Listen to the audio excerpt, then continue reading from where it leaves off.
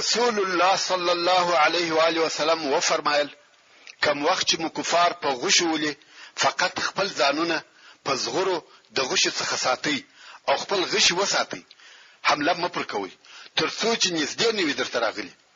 بیا نو رسول الله صلی الله علیه و آله وسلم چې یوازې ابو بکر صدیق رضی الله تعالی عنه ورسره ملګری وو هغه د قیادت مرکز عریش ته ولاړی.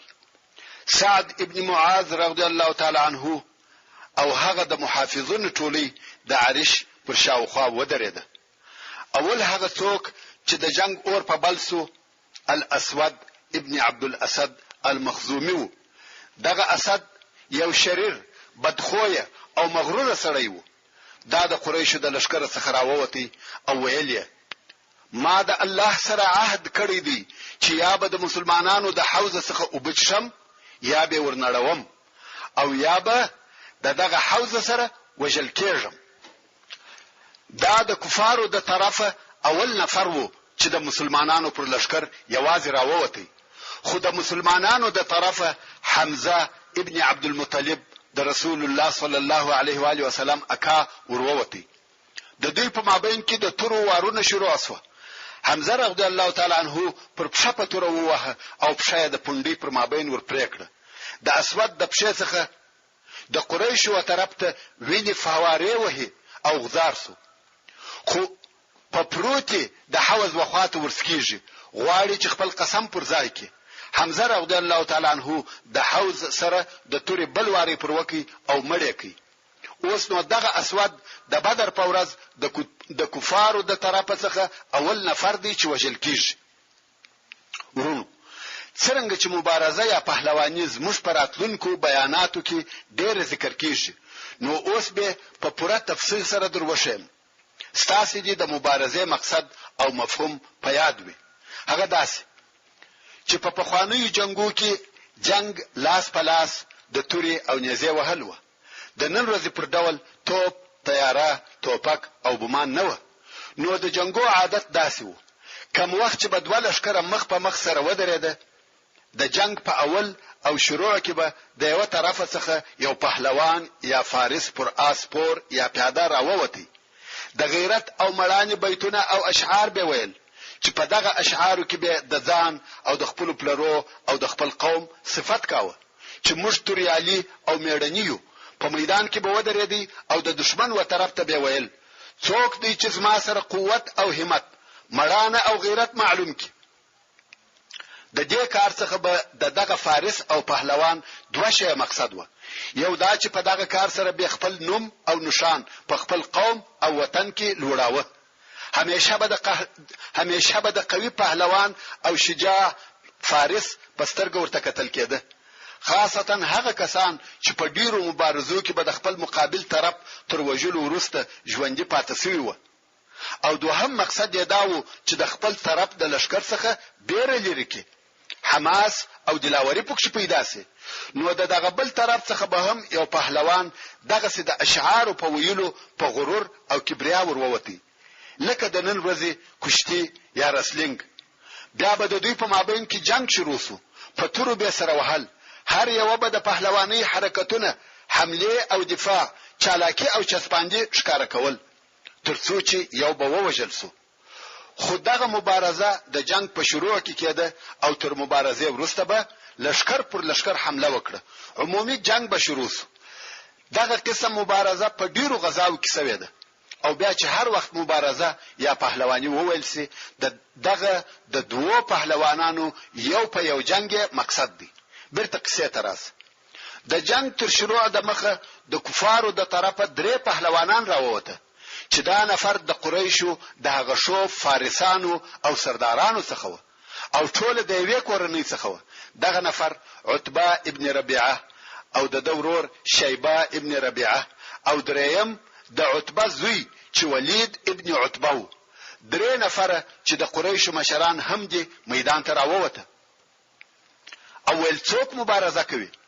فورا د انصارو د ځوانانو څخه درې نفر ورووته چې یو یې عوف ابن الحارث او بل یې معاذ ابن الحارث چې سره ورونه و او مور عفراء رضی الله عنها ده او دریم یې عبد الله ابن رواحه د انصار څخه د غدرې نفره د هغه درو مشرکانو و مخته د مبارزې د پاره ودرېده. مشرکانو نه پیژندل، نو یې پوښتنه ځنې وکړه، ویل تاسو څوک یاست؟ انصار خپل ځانونه وروښول، هر یو خپل نوم یاد کړي. مشرکانو ویل تاسو ښه قوم یاست، نسب مو لوړ، اشراف او زموږ سیالان یاست، خو موږ ستاسو سره کار نه لرو، بلکې د خپل قوم څخه نفر غواړو. او بیا ناری کړه، یا محمد صلی الله علیه و آله وسلم، موږ ته زموږ د قوم څخه زموږ سیالان راوباسه. رسول الله صلی الله علیه و آله وسلم وفرمایل، یا عبیده ابن الحارث، چې د رسول الله صلی الله علیه و آله وسلم د اکا زوی و، یا حمزه چې د رسول الله صلی الله علیه و آله وسلم اکاو، یا علی چې د رسول الله صلی الله علیه و آله وسلم د اکا زوی و. ورولارسي دا ټول د رسول الله صلی الله علیه و آله وسلم هغه نږدې اقربا دي، او رسول الله صلی الله علیه و آله وسلم اوله قربانی په خپل اقربا ورکوي. دوی وروته او کوم وخت چې د کفارو مخته ودرېده، هغه ورته ویل تاسو څوک یاست؟ دوی هر یو خپل نوم وریاد کړي. کفار ویل هو، تاسو زموږ سیالان یاست. اوس نو د دوی په مابین کې جنگ او مبارزه شروع شو. عبیده رضی الله تعالی عنه چې په عمر تر ټولو زیات وو، د عتبه سره مقابل شو. حمزه رضی الله تعالی عنه د شیبه سره مقابل شو، او علی رضی الله تعالی عنه د ولید ابن عتبه سره مقابل شو. حمزه او علی رضی الله تعالی عنهما خپل مقابل طرف ته موقع ورنکړه، ډیر ژر یې ووجل. مګر عبیده او عتبه هر یو پر خپل مقابل طرف د توري واری وکي، دواړه زخمی شو او پر ځکه ولويده. په دواړو کې روح سته او ژوند دي، خو د حرکت ولويده. علی او حمزه ژر ورغله، عتبه یې ووجي او عبیده رضی الله تعالی عنه چې پښه پرسوي و د مسلمانانو لشکر ته راوړي. خو بیا د بدر تر غزا 4-5 ورځې وروسته چې مسلمانان مدینه منورې ته تله، په لار کې وفات شو. دا نو د بدر په جنگ کې د کفارو هغه اول مړی و. کفار نور مبارزه او پهلوانی نه غواړي، ځکه درې سرداران یې په یو ور د لاس ورکړه، چې دا و کفارو ته ډیره سخته ضربه و. دغه مبارزه اخر او انتها و کفارو او مشرکانو ته د بدی او بدبختی شروع و. په یو واره درې نامتو فارسه او مشران د لاس ورکړه. د کفارو قهر او غضب پر جوش راغله او په یو واره پر مسلمانانو هجوم وروړي. کوم وخت چې رسول الله صلی الله علیه و آله وسلم ولید چې کفار یو ځای حمله کوي، نو یې عجب امر وکړ. وی فرمایل ټول مسلمانان پر زنګونو کښېني. کفار ورته ګوري، او دا اول وار دی چې په دې ډول سره جنگ ویني. په جنگ کې د عربو عادت داسې وو چې حمله به کول او ځغستل به، بیا به حمله کول او ځغستل. لکه زموږ په وطن کې د چړو جنگ چې ودې جنگ ته په عربي کې کر و فر وای. واری وکه او وزغله، بیا واری وکه او وزغله. د عربو په جنگ کې دغه طریقه زده و، نور طریقې نه وي ورته معلومه. مګر اوس یو صف د جنگ د پاره پر ځکه ورته ناس دی او جنگ کوي. دوی نه پوهېده چې دا څنګه جنگ دی، مګر دا په جنگ کې نوې طریقه او د رسول الله صلی الله علیه و آله وسلم پوهیوه. رسول الله صلی الله علیه و آله وسلم خپل لشکر امر کوي چې پر زنګونو کښېني او خپل ځانونه د غش څخه په زغرو سره ساتي. حتی مسلمانانو پر زغره هم نه درلوده، ځکه دوی د جنگ د پاره نه وراوتلي، نو هر یو چې زغره درلوده ځان او د بغل ملګری په ساته. رسول الله صلی الله علیه و آله وسلم و فرمایل پرېږدئ چې کفار حمله وکړي، کې په غشو وشتلاست ناست اوسئ او ځانونه په زغرو ساتئ، او کوم وخت چې کفار نږدې درته راغله په یو ور ټوله پر وګرځئ، د یو سړي حمله پر وکړي. د عربو دا قسم جنگ نوز ده، هغه یو معلومه طریقه و چې همیشه به پر هغه قسم جنگیده. خیر، ابو جهل پر کفارو د هجوم امر وکړي او کفار قرار مسلمانانو ته ورنږدې کیږي. بیا ابو جهل امر وکړي چې په غشي ولي پر مسلمانانو د هر طرفه غشي اوري او مسلمانان د زغرو په واسطه ځانونه ساتي.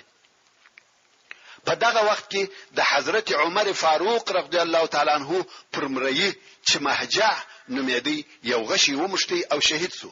نو په بدر کې د حضرت عمر فاروق رضی الله تعالی عنه رایي مهجع اول شهید دی او دوهم غشي چې وشتونکي نو معلوم او څوک نسو پوهچ د کومه طرف راغلی پر حارثه ابن سراقه رضی الله تعالی عنه ومشتي او هغه هم شهید سو.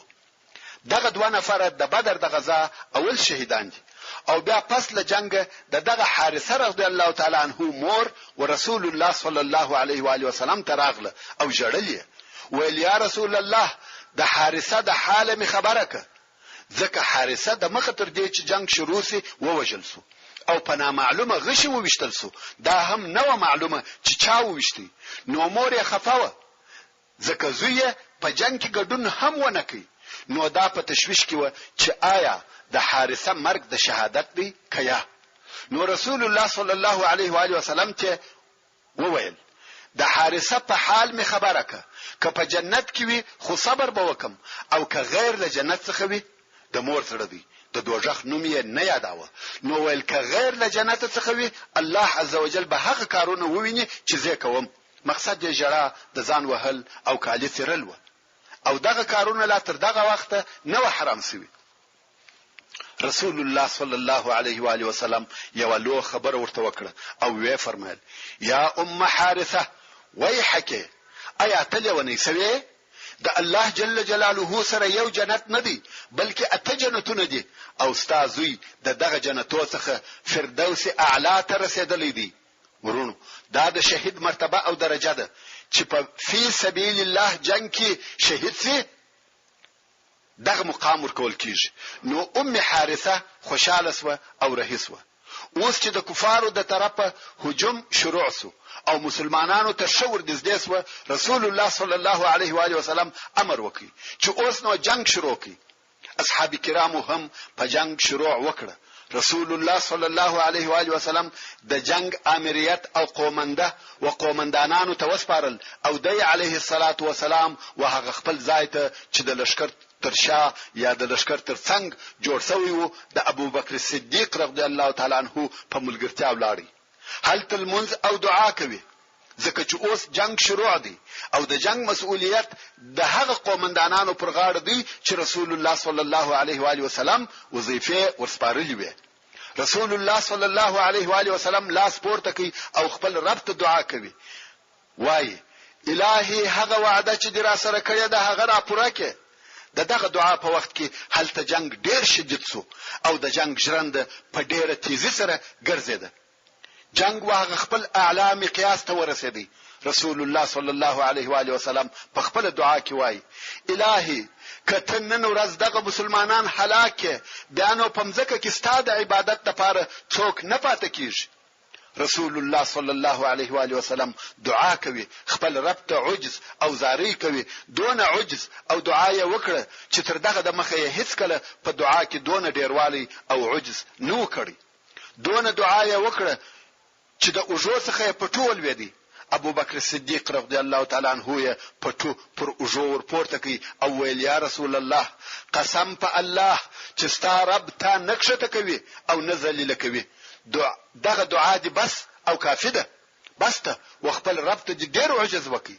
په دغه وخت کې الله عزوجل و ملائکه ته امر وکي چې د مؤمنانو نصرت او کومک وکي.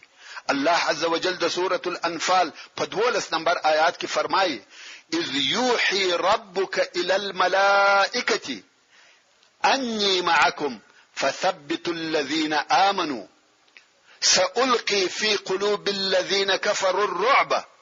یعنی ای محمد صلی الله علیه و آله وسلم هغه وخت در پیاد ک چې ستا رب و ملائکو ته وحی وکړي چې مؤمنانو ته ووایي چې بشک په نصرت او کومک زستاس سره يم. نو ای ملائکو تاسو هغه کسان ثابت کړئ چې مؤمنان دي او جربه بیره د هغو کسانو په زړه کې واچوم چې کافران سوي دي. او الله عزوجل وخپل رسول صلی الله علیه و آله وسلم ته وحی نازل کړي چې زبه زر ملائکه پر لپسې ستاسو د کومک لپاره درولېږم. الله عزوجل د سوره الانفال په 9 نمبر آیات کې فرمایي انی ممدکم ب1000 من الملائکه مردفین. یعنی بشک زه کومه کون کې یم ستاسو سره په زور ملائکو چې پر لپسې به درتون کیوي یعنی په یو وار سره ناراضي په دغه وخت کې رسول الله صلی الله علیه و آله وسلم لکه پریشانی چې یوړي او بیا یې سر راپورته کوي ویل یا ابابکر زیری درکوم دغه جبرئیل دی راغلی او د آس پر پښو یې ګرځ پروت دی او په بل روایت کې راغلی دی چې رسول الله صلی الله علیه و آله وسلم و فرمایل یا ابابکر زیری درکوم د الله عز وجل نصرت راغلی دغه جبرئیل دی چې د آس قیزه نیولې او د آس پر پښو یې ګرځ دی ملائکه راغله چې په دغه جنگ کې ګډون او اشتراک وکړي ورونو د بدر تر غزا د مخه په هیڅ جنگ کې ملائکو داسې ګډون نه دی کړی چې جنگ یې هم کړی وي په هیڅ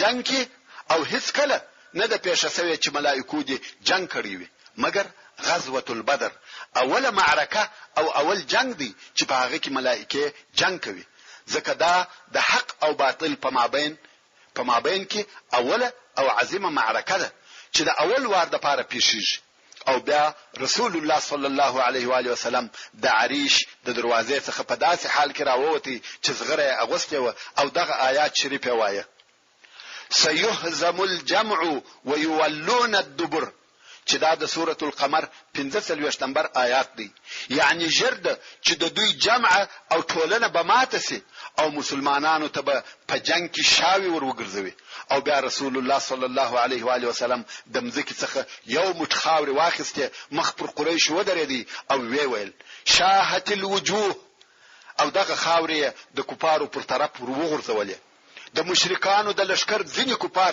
چې بیا په ورسته کې مسلمانان سو هغه وایي په والله په مشکې داسې څوک نسو پاته چې وسترګو پزي او خلیته دي دغه یو متخاور نه ورسېدلی او هر یو دغه خاورو په سبب سترګې مشلې او دغه خاورو وشتلو په باره کې الله عز وجل د سوره الانفال په 19 نمبر آیات کې فرمایي وما رميت اذ رميت ولكن الله رمى یعنی اے محمد صلی الله علیه و آله وسلم کوم وخت چې تا دغه وشتل وکړه دغه وشتل تا نه دی کړی مګر الله دغه وشتل کړی و ځکه د بشر وشتل داسې نه وي چې یو متخاور دی د پوره لشکر وسترګو ته ورسیږي دا وشتل د الله عز وجل وشتل و په دغه جنگ کې بشر یا مسلمانان یو آله او وسیله و خو په حقیقت کې دغه جنگ ترتیب د الله عز وجل د طرفه څخه و رسول الله صلی الله علیه و آله وسلم خپل آخري اوامر ولشکر ته صادروي او وی فرمایل ټینګ ودرېږي قسم په هغه ذات چې د محمد نفس د هغه په اختیار کې دی هر هغه څوک چې نن ورځ د کفارو سره جنگ وکي او په داسې حال کې ووجل سي چې پر دشمن ورهوي او د تیښتې په حالت کې نیوي الله عز وجل به هغه خامخا و جنت ته داخل کی او وی فرمایل وهغه جنت ته ورولاسي چې بر یا عرض د اسمانو او مځکه پر اندازه دی دلته یو صحابي ولاړو چې نوم یې عمیر ابن الحمام او یو سوداني خرماوي په لاس کې وي چې خړلې ویل یا رسول الله څنګه دی وویل رسول الله صلی الله علیه و آله وسلم و فرمایل یا عمیر والله یو ستاسو څخه نه وجل کیږي مګر هغه به وداسي جنت ته داخل سي چې عرض د مځکه او اسمانو پر اندازه دی عمیر ویل بخن دا یو عربي جمله ده چې هغه وخت ویل کیږي چې یو شی ډیر ښه او پر طبيعت برابر وي نو عمیر ویل بخن رسول الله صلی الله علیه و آله وسلم و فرمایل په څه سبب دې دا جمله ویل دا ویل زما او د جنت په مابین کې بل شی نسته بیل دې څخه چې دغه کفار به ووجني والله یا رسول الله زما دا امیدي چې زه دغه جنت د اهل څخه يم رسول الله صلی الله علیه و آله وسلم و فرمایل ته دغه جنت د اهل څخه یې عمر وهغه خرما او توکتل چې د پلاس کې وي او ویل کدوونه صبر وکم چې دا خرماوي خرم دا ډیر اوږد ژوند دی نو یې هغه د لاس خرماوي وغورځولې او پر کفارو یې حمله وکړه نور یې هم مړ کړه او دای هم شهید ووجل سو عمر رضی الله تعالی عنہ هم د بدر د شهیدانو څخه دی دا د صحابه کرامو حرص د رسول الله صلی الله علیه و آله وسلم پر اطاعت او پر جنت وو دونه صبر یې نه وکي چې دغه څو دانې خرماوي وخوري ویل دا ډیر اوږد ژوند دی او ما د جنت څخه ځندوي د مسلمانانو شوق و جنت ته دغه سوي چې وفي سبيل الله شهادت ورزغلي که څه هم په وجه نسوي. دغه رنګ عوف ابن الحارث چې مور عفراده د رسول الله صلی الله علیه و آله وسلم څخه پوښتنه وکړه، ویل یا رسول الله، رب عز وجل د بنده پر کم حال د خوشی څخه خاندي، یعنی د بنده په کم حال خوشاله کیږي؟ رسول الله صلی الله علیه و آله وسلم و فرمایل د دشمن په مابین کې لڅ غوټه کېدل. عوف رضی الله تعالی عنه هغه زغره چې اغوسته و وکشه او وی غورځول، تر یې واخسته او په دشمن ورننوتی، تر هغه یې جنگ کاوه چې شهید ووژل شو. کوم وخت چې رسول الله صلی الله علیه و آله وسلم پر مسلمانانو د مقابل هجوم امر وکړي، په دغه وخت کې د دشمن هغه اولنۍ هجوم سپک شوی وو، حماس یې پاشل شوی وو. دا هغه حکیمانه نقشه و چې د مسلمانانو د موقف پر لوړېدو یې ډېر اثر وکړي، ځکه مسلمانان د خپل حربي قوت په شروع کې و، د مخه دوی ناست و، خو اوس د خپل اعلی قومندان د امر سره سم یې په یو داسې یو ځای حمله شروع وکړه چې دغه هجوم و دشمن ته ډېر تریخ و. نو مسلمانان د دشمن په صفو کې پر لاوشته او د هغو غاړې پرې کولې، او دې بیا نور هم نشاط او حماس ورزیاتاوه چې رسول الله صلی الله علیه و آله وسلم یې ولیدي چې زغره اغوسته ولاړ دی او په پوره یقین او صراحت سره وایي سيهزم الجمع ويولون الدبر. نو مسلمانانو ډېر شدید جنگ کاوه او ملائکو یې کومک کاوه.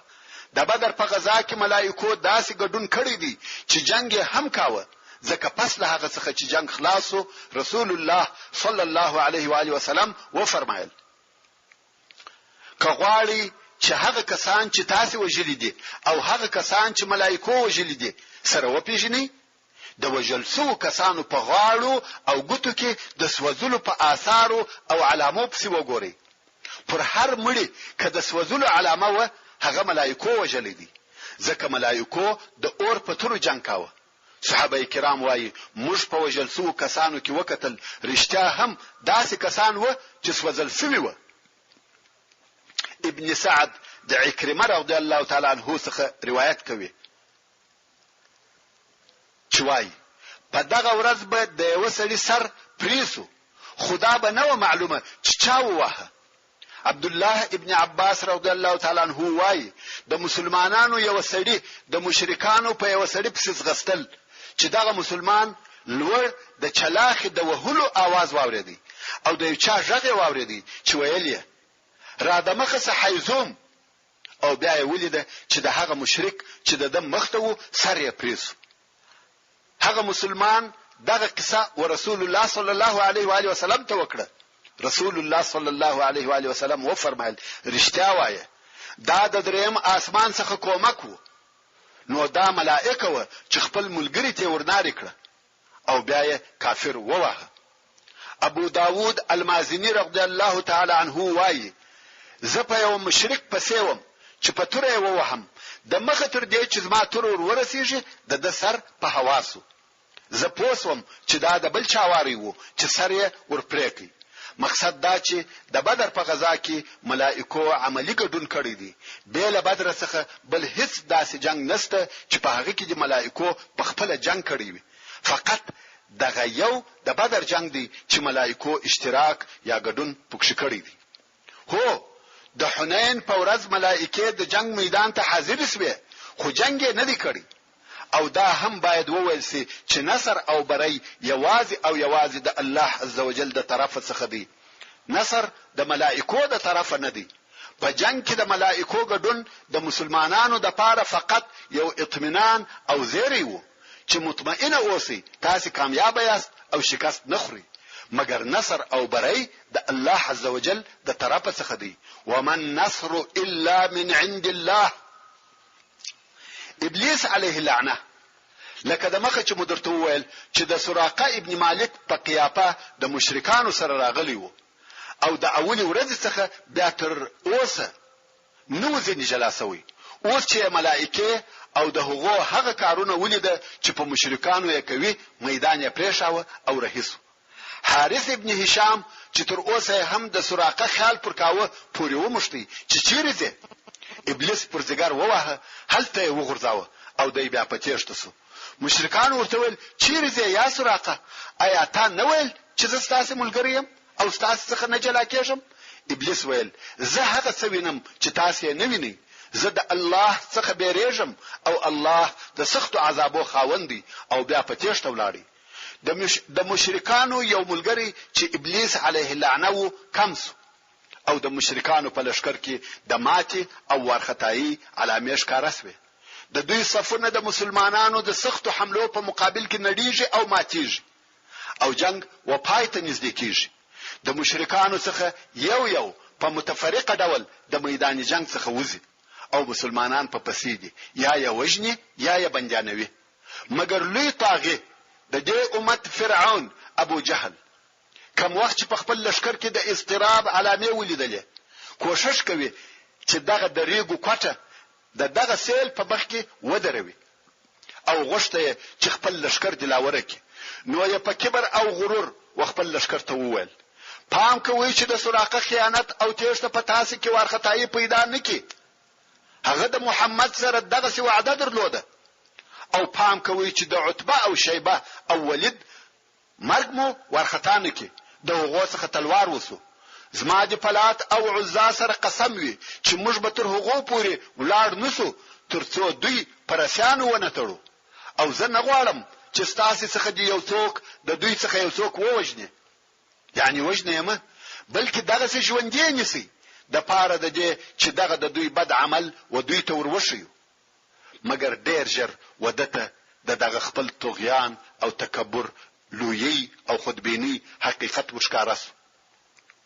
لږ وخت نو تیر سوی چې د لشکري د مسلمانانو د هجوم و مختصره پاشل کېده. هو په خپل د ابو جهل پر شاوخوا د مشرکانو دون ډلې د ساتنې د پاره ولاړې وي لکه پر د چې د تورو قفس را ګرځېدلې وي او د نیزو ځنګل پر جوړو. مګر د مسلمانانو طوفاني هجوم دغه د تورو قفس سره وپاشي او هغه د نیزو ځنګل یې ورېبي او سرکشه ابو جهل ښکاره سو. مسلمانانو دی ولیدي چې پر آس پور دی او شاوخوا ګرځي. خو مرګ په دې انتظار وو چې د ویني د دوو انصاري ځوانانو د لاس څخه وچشي. د انصارو څخه دوه نوي ځوانان چې یو یې معاذ او بل یې معوذ نومېده. ورونو په دغه نومو کې د سیرت په کتابو کې اختلاف شته. څوک وايي معاذ او عوف نومېده چې دواړه د عفرا رضی الله عنها زامن دي، او څوک وايي چې د یو نوم معاذ وو چې د عمرو بن الجموح زوی وو، او بل یې معوذ نومېدی چې د عفرا زوی وو. موږ به دلته هغه روایت بیان کو چې معاذ او معوذ وو. دغه دوه تازه او د لږ عمر ځوانان وو. عبدالرحمن ابن عوف رضی الله تعالی عنہ وايي د بدر په ورځ زه د مسلمانانو په صف او قطار کې ولاړ وم چې خپل راسته او چپه طرف ته مې وکتل. دغه دوه نوي ځوانان مې و یو طرف او بل طرف ته ولاړ و چې د یو عمر 15 کاله او د بل عمر 14 کاله را معلومېدی. هلوکان او تازه ځوانان دي. او دا هغه هلوکان دي چې د جنگ په شروع کې کوم وخت چې عتبه او ولید د مبارزې د پاره پهلوانان وغوښته دوی وروته و جنگ ته په ډیر شوق کې دي.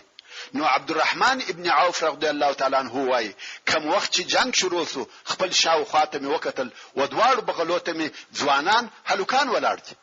زما په زړه کې دا غوښتنه او ارزو و چې کشکې مې وسنګ ته تر دوی یو څه پاخه او مشران نفر ولاړ وای.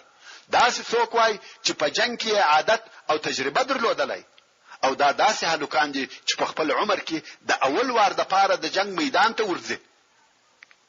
صحیح ځوانان دي، احساسات او حماس لري، د جنگ شوقان دي، مګر په ژوند کې دا اول وار دی چې جنگ کوي، د جنگ تجربه نه لري. خدایو رانږدې سو، قرار یې په غوږ کې راته وویل نه غواړي چې د هغه بل ملګری واوري. ورونو ښه متوجه سي اسلامي ځوانان دغه لوړې ارزوګانې لري. نو په غوږ کې راته وویل اکا ته ابو جهل پیژنې؟ ما ویل هو. ولې د هغه پوښتنه کوي؟ ویل اوریدلی مې دي چې ابو جهل هغه څوک دی چې رسول الله صلی الله علیه و آله وسلم ته تر هر چا زیات آزار ورکړی دی. ما ویل هو دا صحیح ده. نو دا ویل راويشه. ما ویل د چیش لپاره؟ ویل قسم می دی په هغه ذات وي چې زما د نفس اختیار د هغه په لاس کې دی، کمی ولیدي تر هغه به زما سایه د سایه څخه جلا نسی، تر څو چې په مشکې هغه څوک مړ نسی چې د مخه یې اجل پوره شوی وي. دا څونه همت او مړانه ده، غواړي چې د کفارو د لشکر مشر ووجني. عبدالرحمن رضی الله تعالی عنہ وایي زه په تعجب کې سوم او ځوان ته مې وویل کمی ولیدي درو به شم. عبدالرحمن ابن عوف رضی الله تعالی عنہ وایي لږ وخت وروسته هغه بل ځوان را نږدې سو او په غوږ کې هغه خبره راته وکړه چې هغه بل راته کړې و. عبدالرحمن وایي د مخز ما د زړه غوښتنه داوه چې وڅنګ ته می تجربه ناک او په جنگ په خلق ولاړ وای، مګر چې د دوی دغه همت او مړانه می ولیده خوشاله سوم چې دوی غوندې همت ناک ځوانان می وڅنګ ته ولاړ دي. ځکه دا څونه همت او دلاوري ده چې په جنگ کې په بل چا غاړه نه باسي او د دوی څخه هر یو غواړي چې د کفارو د لشکر مشر ووجني. عبدالرحمن ابن عوف رضی الله تعالی عنہ وایي لږ وخت وروسته ابو جهل ښکارا سو چې پر اسپور په خلقو کې ګرځېدی، مګر داسې معلومه دي لکه درخت په ځنګل کې، یعنی د ساتنې لپاره شاوخوا ډېر خلق پر راګرځېدلی و. په ځنګل کې هم درخت ډېری وي، نو د ابو جهل پر شاوخوا هم ډېر خلق و، ځکه دی د لشکر مشر او د کفارو په لشکر کې هغه مهم سړی و. نو خود مشرکان پر در راګرځېدلی و چې پر هر خوا د حرکت کوي، مشرکان ورسره دي او ساتي. نو مې ودغه دوه ځوانانو ته ویل هغه پوخ سپنجري سړی ویني چې شاوخوا خلق پر راګرځېدلی دي؟ دوی ویل هو. ما ویل دغه هغه سړی دی چې تاسو یې پوښتنه کول. عبدالرحمن رضی الله تعالی عنہ وایي ما لا خپل خبره نه و پوره کړې چې دوی لکه دوه غشي پس غستا پر هغه طرف ورهیس و، هر یو کوشش کوي چې تر هغه بل وردمخه سي. څو د کفارو ولشکر ته ورسېده، هغه خلق چې د ابو جهل پر شاوخوا و پوری وهي، څو ابو جهل ته لار پیدا کړ. کوم وخت چې ابو جهل ته ورسېده دواړو واري پر وکی، یو هم په تور ووهه او بل هم. ابو جهل غزار سو. دا د برېښنا په شان یو نابوبره حمله و، ترڅو چې خلق په هیده چې څه قصه ده دوی خپل مقصد حاصل کړی وو. د کفارو لشکر په حیرت کې دی، ځکه هیڅ دغه نابوبره هجوم تصور نه کاوه. ابو جهل غزار سو، که څه هم مړ نه دی روح پکښې دی، خو وینې فوارې ځینې وهي. او بیا دغه دوه ځوانان ورسول الله صلی الله علیه و آله وسلم ته راغله. د ابو جهل د وجلو حال ورته وایي. رسول الله صلی الله علیه و آله وسلم پوښتنه ځینې وکړه چې په تاسو کې کم یو ووجي؟ هر یو ویل ما ووجي. رسول الله صلی الله علیه و آله وسلم و فرمایل خپل توري مو د وینو څخه پاکي کړی دي؟ دوی ویل رسول الله صلی الله علیه و آله وسلم د دوی تور ته وکتل، ویل تاسو دواړو وجلې دي. او رسول الله صلی الله علیه و آله وسلم د ابو جهل صلبه یعنی د پاته سامان و معاذ ابن عمرو ابن الجموح ته ورکړه، ځکه معوذ ابن عفراء په دغه جنگ کې شهید کړ سو. په جنگو کې دا قانون وو چې د وجل سوي سړي پاته سامان د هغه د قاتل وو. ابن اسحاق د معاذ ابن عمرو ابن جموح څخه روایت کوي چې معاذ وویل د قوم څخه مې واورېده چې دغه ابو جهل دی. او ابو جهل داسې وو لکه یو درخته چې په ځنګل کې د ډیرو درختو په مابین کې ولاړ وي او څوک نسی ورتېرېدلای. معاذ د مشرکانو توري او نیزه چې پر ابو جهل د ساتنې د پاره راګرځېدلی وي د دغه ډیرو درختو سره مشابه کړي. او مشرکانو ویل و ابو الحکم ته څوک نسی ورنږدې کېدلای. ما چې دغه جمله واورېده ما دا د ځان وظیفه وګرځول چې زه به دی وجنم. نو د دوه طرف ته ورنږدې کېدم ترڅو چې موقع برابر اسوه، حمله می پر وکړه. په توره می ووهه چې دغه ضربې سره پښه د پوندې په نیمایي کې په هوا سوه. او وای د زوی عکرمه پر اوجه په توره ووهلم چې لاس می په اوجه کې پریزو، مګر پوست یې پاتو. دغه پوست په واسطه می لاس په اوجه ځړېدی. څنګه چې په جنگ داسې مشغوله وم چې لاس یې راڅخه هیر کړي. دغه ورځې ډېر حصہ می په دغه پریسوي لاس جنگ کاوه او پریسوي لاس به می په دابل لاس شاته اړاوه. کوم وخت چې دغه پریسوي لاس ډېر تکلیف راکړي نو می پښه پر کښېښول او ځان می لوړ کش کړي ترڅو چې لاس می د اوجه څخه پریسو. ورونو دغه معاذ ابن عمرو ابن الجموح رضی الله تعالی عنه د حضرت عثمان رضی الله تعالی عنه د خلافت تر وخت پورې ژوندۍ پاتو او معاذ وایي په دغه وخت کې معوذ ابن عفراء رضی الله تعالی عنه پر ابو جهل چې زخمی پروت و راغلی د تورې داسې واره پر وکی چې د مرګ یکی پر دغه حال چې په هغه کې لا یو څه ژوند وو پریښاو او معوذ تر هغه جنگ کاوه چې شهید ووجل سو. سبحان الله، د واقعي مسلمان همت او شجاعت دغه سي او دغه نوي دا د شپاړو کلو هلوکان و او دغه همت او مړانه و. کوم وخت چې ابو جهل ووجل سو کفارو په تیښته شروع وکړه و هر طرف ته ځغلي ځکه مشر او قومندان یې ووجل سو. کفار تشتي او مسلمانان تر شاپه پسې دي حمله پر کوي. په دغه وخت کې کفار هم وجل کیږي او هم اسیر او بندیان نیول کیږي او ځینې ځغلي او یا نفر کفار ووجل سو او یا نفر بندیان ونیول سو. کوم وخت چې جنگ خلاصو هغه چې وجل کېده ووجل سو او هغه چې بندیان ده بندیان سو. رسول الله صلی الله علیه و آله وسلم و فرمایل څوک به وګوري چې د ابو جهل خبر را تراوړي خلق ولاړ سو او په ابو جهل پسې په میدان جنگ کې په مړو او زخمیانو کې ګرځي چې عبد الله ابن مسعود رضی الله تعالی عنہ پر پیښ او د ابو جهل د ژوند اخیری لحظه وي. عبد الله ابن مسعود رضی الله تعالی عنہ خپل پښه د پر غاړه کښېښول او تر ژره ونیوي غواړي چې سر یې ورپریک او ورته وایي آیا الله عز وجل ذلیل کړي یا عدو الله. ابو جهل ویل په چی شي ذلیل کړم؟ آیا په دې غم جنسم چې یو سړی مو مرګي او کتاسي تر یو سړی زیات وجلید فقط یو سړی حمله را باندې وکړه وی وجلم. یعنی دا دونه کار نه دی چې تاسو په لورسي یا زه په ذلیل سم فقط یو سړی حمله را باندې وکړه او زه وجلم. او بیا ابو جهل پښتنه وکړه ویل په جنگ کې کامیابی او غلبه ده چا ده؟ عبد الله رضی الله تعالی عنہ ورته ویل کامیابی الله او رسول الله لره ده. ابو جهل ویل دا قدرت او غلبه نه دي، دوی په دې سره نه لوړیږي چې د خپل قوم څخه یو څوک مړ کړي. تاسو د دې فرعون کبر غرور او لوی ته وګوري ویل دا قدرت نه دی چې دوی د خپل قوم څخه یو څوک ووجني.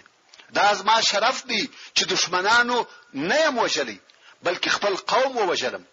دا مغرور او متکبر انسان د مرګ په حالت کې دی خو بیا هم د شرف دعوه کوي. عبد الله ابن مسعود رضی الله تعالی عنہ د پرتګر ور وختي غواړي چې سره ور پریک. دلته نو ابو جهل سم ولیدي او وی پیژندي ویل ته هغه زموږ پانه نه یې چې زموږ پسونه دی پیول. اعوذ بالله، د ژوند په اخرو لحظو کې نه غواړي چې د هغه خپل خرڅه راکښته سي او هغه خپل کبر پریږدي. عبد الله ابن مسعود رضی الله تعالی عنہ چې وخت د مکه مکرمه د خلقو پسونه پیول ویل هو هغه. ابو جهل ویل والله ودیر سخت الوړي توخته ايش پانګيه، یعنی وداسې سخت او لوړ ځای ته وخته چې څوک نسوای ورختلای چې مقصد خپل ځان او خپل ځګر وو. او بیا ابو جهل وویل چې سر می پرې کوي غاړه می اوږده ور سره پرېکه چې سر می لوی ښکاراسي. تاسو دې ملعون ته وګوري پس لمرګه هم فخر او عزت لوی او عظمت غواړي. نور نو عبد الله ابن مسعود رضی الله تعالی عنہ صبر نور توکي او سر یې ور پرېک. ورونو عبد الله کوچنی ضعیفه او ډنګر سړی وو، د حذیل د قبیله وو او په پخوا کې د قریش شپانو. ابو جهل چې واورید چې ابن مسعود مسلمان شوی دی ډیر په قهر سو او بیا یې عبد الله د مکه مکرمه پرې ولار ولیدي نو یې تر غوږ ونیوي او د جیب څخه یو میخ راوېستي د عبد الله غوږ پر دیواله ور میخ کی. ابن مسعود رضی الله تعالی عنہ د دیواله سره ولار دی او غوږ یې میخ دی. دونه ویني ځنی بهېدلې وي چې تر مځکه رسیدلې وي. څو بیا ابو بکر صدیق رضی الله تعالی عنہ راغی خلاص یې کی. اوس دغه عبد الله د ابو جهل سر ور پېکی او غواړي چې رسول الله صلی الله علیه و آله وسلم ته ورودي او ورته وایي چې دغه دی عدو الله ممړکی. خو د ابو جهل سر لکه د غوایی دونه غټ دی او ابن مسعود کوچنی سړی دی، دا لوی سر نسی وړلای. نو یې د تورې په څوکه د ابو جهل غوږ ورسره کی او تناوی پکښ واچاوه کشوی. عبد الله رهیدی سر پسسکیږي څو رسول الله صلی الله علیه و آله وسلم ته ورسېدی او سر یې د رسول الله صلی الله علیه و آله وسلم مخ ته کښېښاوه. رسول الله صلی الله علیه و آله وسلم په تعجب کې سو چې څه قصه ده. ویل دا څوک دی؟ عبد الله ویل یا رسول الله دا د عدو الله ابو جهل سر دی. رسول الله صلی الله علیه و آله وسلم درې واره ویل الله الذي لا اله الا هو، یعنی په الله پښتنه در څخه کوم، هغه الله چې بیل د څخه بل الله نشته. او بیا ویل الله اکبر الحمد لله الذي صدق وعده ونصر عبده وهزم الاحزاب وحده. او وی فرمایل دا د دې امت فرعون دی. او عبد الله ته ویل یا ابن مسعود الاذن بالاذن، یعنی ستا غوږ په مکه کې در سره کی او تا د غوږ دلته او سره هم بالابود دا یې ګټه ده. محترم ورونو، دغه جنگ په جریان کې نور ډیری واقعې هم پیښ شوې دي چې د مسلمانانو پر صادقه ایمان، پر ثابت عقیده، په جنگ کې شجاعت او د دوی پر همت او مړانه دلالت کوي. په دې جنگ کې پلرونه د زامنو سره مخامخ شو، ورونه د ورونو سره مخامخ شو. څنګه چې دوی په عقیده کې سره مخالف وو، نو د دوی په مابین کې فیصله په تور سره وسوه. مظلوم د ظالم سره مخامخ شو او خپل د مظلومیت حق یې واخیستی. چې موږ د هغې جملې څخه یو د عمیر ابن الحمام واقعه، هغه چې خرماوي وغورځولې او جنگ ته داخل سو او بیا شهید سو، او بل د عوف ابن الحارث واقعه چې زغره وکشه او جنگ ته داخل سو او شهید سو. د مخه درته بیان کړې، خو زه به یو څو نوري واقعې دلته د مثال او نمونه پر قسم درته بیان کوم. اول، د کفارو په لشکر کې یو سړی وو چې د اوسپنې د زنجیرانو کالی اغوستي و. د سر څخه تر پښو پورې په ټول بدن کې هیڅ ځای نه معلومېدی بل دوه سترګو څخه، فقط سترګې معلومیږي. او په جنگ شروع وکړ، پر هر طرف حمله کوي، وارونه کوي، چپا او راسته طرف ته وهل کوي، مسلمانان زخمیانوي، خو بل مقابل مسلمانان پر د وارونه کوي، دی وهي په توره، په نیزه، په غشو، مګر د اوسپنې د زنجیرانو کالی اغوستي دي، هیڅ اثر نه پر کوي. مسلمانان د وهلو څخه عاجز شو، څه پوکي، پر د هیڅ واري تاثیر نه کوي. او دغه کافر ډیر مسلمانان زخمیان کړه. نو د مسلمانانو څخه یو نفر ورسول الله صلی الله علیه و آله وسلم ته ورغلی، ویل یا رسول الله دغه سړي په عذاب کړو، خوږ یې کړو. رسول الله صلی الله علیه و آله وسلم و زبیر ابن العوام رضی الله تعالی عنه ته ورغ کړ. زبیر رضی الله تعالی عنه چې د رسول الله صلی الله علیه و آله وسلم د عمزوی دی، ډیر قوي او جنگي پهلوان دی. رسول الله صلی الله علیه و آله وسلم امر کوي چې دغه سړي یو چاره وک، د وهلو لار ورته پیدا ک. مسلمانان د هرې اسلحه وارونه پر کوي او پر مشلي، خو تاثیر نه پر کوي. خبره دا نه ده چې څوک واري نسی پر کولای، وارونه پر کیږي خو فائدہ نه لري، ځکه سر تر پایه په اوسپنه پوښلې دي. زبیر رضی الله تعالی عنہ وايي ورغلم، شاوخوا پر وګرځیدم، ګورم چې په دغه اوسپنه کې به یو ځای سری وي یا به د بدن یو حصہ لڅوي، خو هر څه چې پر وګرځیدم بیل سترګو بل ځای نه معلومېدی. اریانم چې څنګه یې ووجنم. وای بیا هم پر وګرځیدم او د چپه او راسته طرف ته مسلمانان وهي او هیڅوک هیڅ نسی پکولای. زبیر رضی الله تعالی عنہ وای نو د مخ د خوا ورته ودرېدم او نیزه مې شو ورته برابر کړه، شنو شان مې ورته ونیوي او د پرسترګ مې د نیزه واري وک. نیزه هم برابر ورغله او د پرسترګ ومشته او تر څټه ووته. دغه کافر په دغه واري ووجل سو او الله عزوجل مسلمانان د شر څخه خلاص کړ. ورونو، په جنگ کې داسې نشان وشتل او دونه دقت چې په جنگ کې د سترګه هم نه ځنې خطا کیږي، دا لوی هنر دی او د اصحاب کرامو دغه جنگي قدرت وو. دوهمه واقعه، قتاده رضی الله تعالی عنہ په دغه جنگ کې پر سترګه زخمی سو، توره پر مخ ومشته، مخ یې څیرسو او سترګه یې لاندې پر باړخو ولوېده، سترګه پر غوځ ډیږي او وینې ځنې بهیږي. نو د جنگ د میدان څخه ووتی، ځکه نور یې جنگ نسوای کولای. ځینو انصارو ورته وویل راسه چې سترګې دې در پریکو د ویلیا ترڅو چې رسول الله صلی الله علیه و آله وسلم ونوینم کار نه پلرم چې هغه سره توای. نو رسول الله صلی الله علیه و آله وسلم ته پر دغه حال چې سترګې په زړیږي ورغلی. دلته نو د رسول الله صلی الله علیه و آله وسلم پر لاس الهی معجزه ښکارا سو. رسول الله صلی الله علیه و آله وسلم ورته فرمایل یا قتاده راسه. قتاده رضی الله تعالی عنہ ورغلی د رسول الله صلی الله علیه و آله وسلم مخ ته کښینستی. رسول الله صلی الله علیه و آله وسلم یې سترګې ورپورته کړه په هغه خپل غالب کې کښېښول او بیا یې خپل مبارک لاس پر تیر کړ.